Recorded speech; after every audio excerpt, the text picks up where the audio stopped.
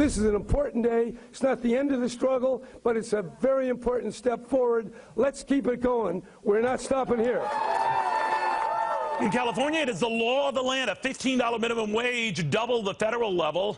And a few hours after the governor was signing that into law, New York Governor Andrew Cuomo looking to do the same in his state. Other states, Massachusetts for one, Washington, D.C., the district, looking at doing that. All suits this young lady just fine. NAQUASIA LEGRAND is one of the founders of the Fight for 15 movement. She joins us right now. Very good to have you.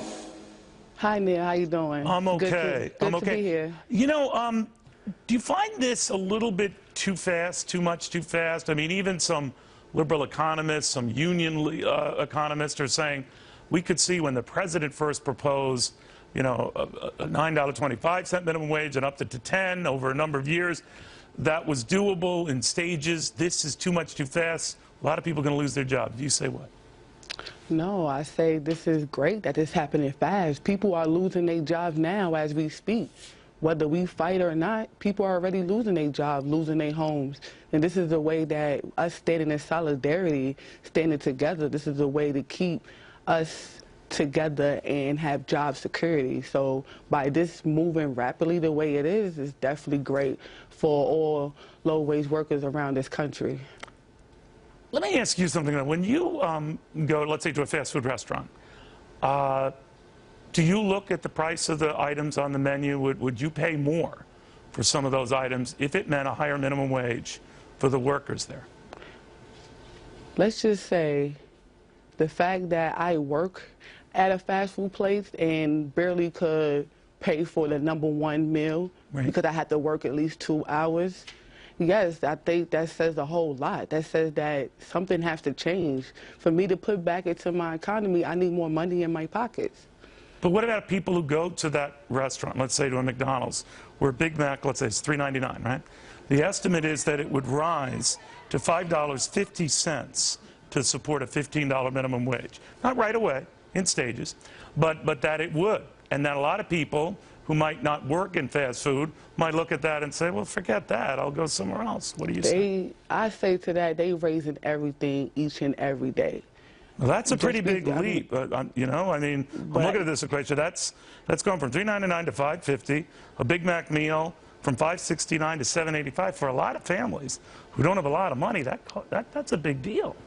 I mean, McDonald's raised the Big Mac just last week, but yeah, I have not received a raise.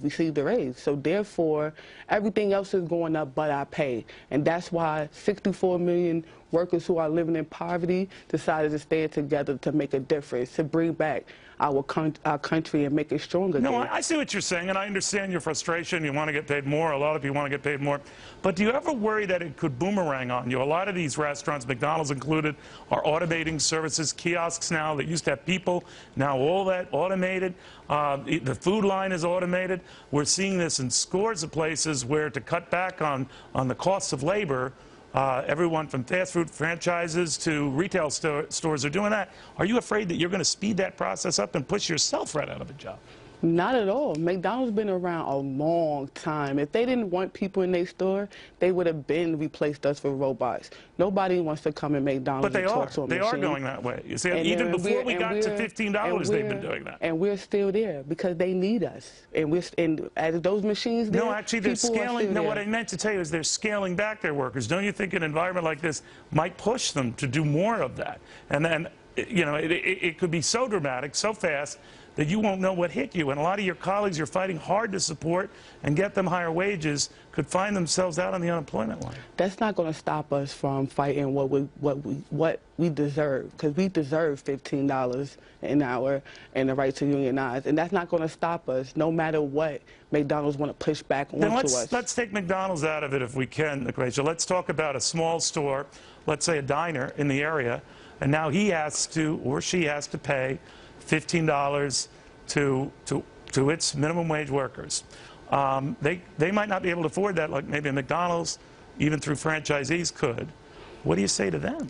Well, what I say to that, Neil, actually today I just read in the Washington Post that a Republican posted a research that 80% of business owners agree already to raising the minimum wage, because they know for a fact if If we have more money, we be able to put money back into I remember the story you're the referring community, and so therefore, business owners already agree. I didn't mean to jump on your question. I think that same study said everyone agrees, or most that they talk to, for a hike in the minimum wage. I think there should be a hike in the minimum wage. I think that effectively doubling the federal rate to $15 is a little abrupt, don't you think? Let's just say this now. When we came out with this message, it was to attack these corporations who is making billions in dollars each and every day off our backs, who know for a fact that they could pay us more than what they're paying us now. They couldn't afford it. They couldn't afford it. But when I was looking at all those protesters, I didn't see many young kids or kids, high school, college, who are the lion's share of those minimum wage jobs. I didn't see them out there. I saw a lot of union guys out there. And I'm wondering if this was more a union issue than it was an issue for people who really want that hike.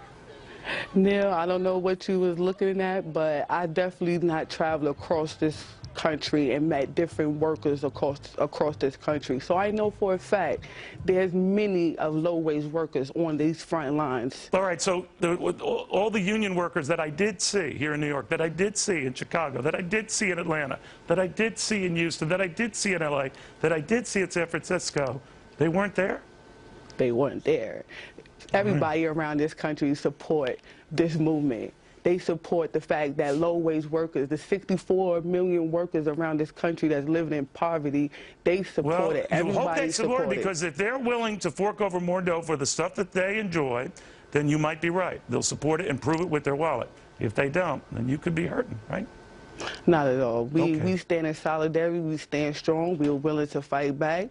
All right. And we're willing to hold our ground as workers in solidarity.